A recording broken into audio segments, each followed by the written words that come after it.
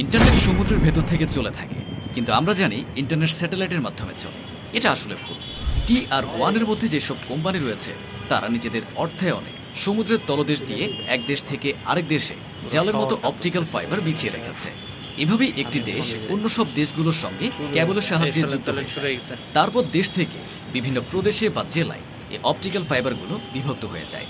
তারপর সব শেষে আপনার এলাকার টাওয়ারে এসে সেই সংযোগ পৌঁছায় এবং সেখান থেকেই আপনি কেবলবিহীন ইন্টারনেট সংযোগ পেয়ে থাকেন। এবার বিষয়টা আমরা আরেকটু প্র্যাকটিক্যালি বোঝার চেষ্টা করি।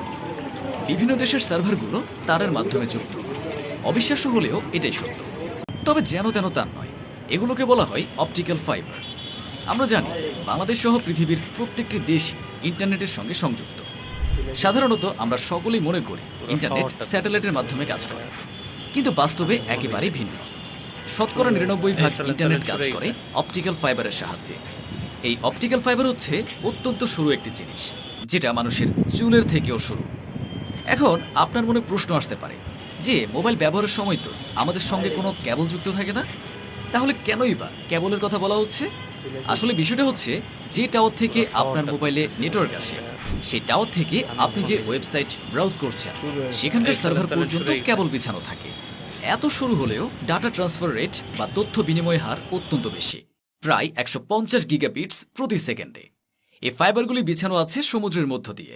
একগুচ্ছ ফাইবার দিয়ে তৈরি করা হয় এক একটি তার। তারপর সেগুলিকে মোড়ানো হয় বিভিন্ন সুরক্ষা কবচ দ্বারা। তারপর সেগুলিকে বিছিয়ে দেওয়া হয় সমুদ্রের মধ্য দিয়ে।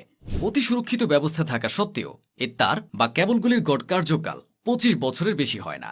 নোনা জলের প্রভাব, শার্ক বা হাঙরের আক্রমণ, ভূমিকম্প প্রভৃতি কারণে নির্দিষ্ট সময় অন্তর অন্তর এই কেবলগুলিকে বদলাতে হয়।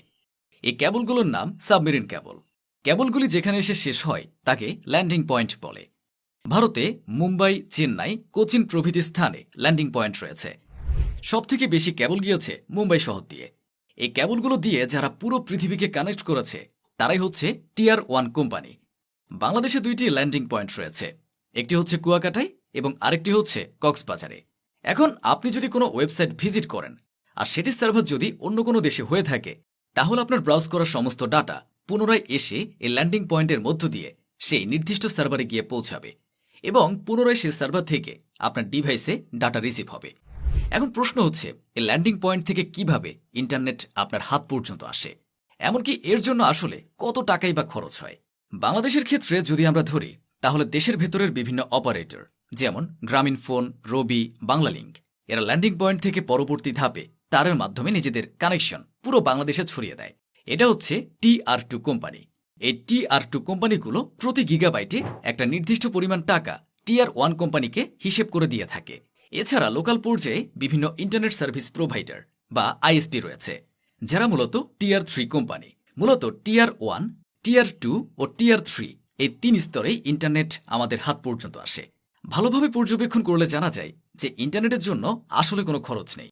যে আমরা দেই তা শুধুমাত্র কেবল বেছানো এবং মেরামত করার জন্য। আর এত কিছুর মধ্যেই আমরা সহজে বুঝতে পারছি যে এখানে স্যাটেলাইটের কোনো কাজ নেই। ইন্টারনেট প্রায় পুরোটাই এই কেবলের মাধ্যমেই আপনাদের হাতে এসে পৌঁছায়।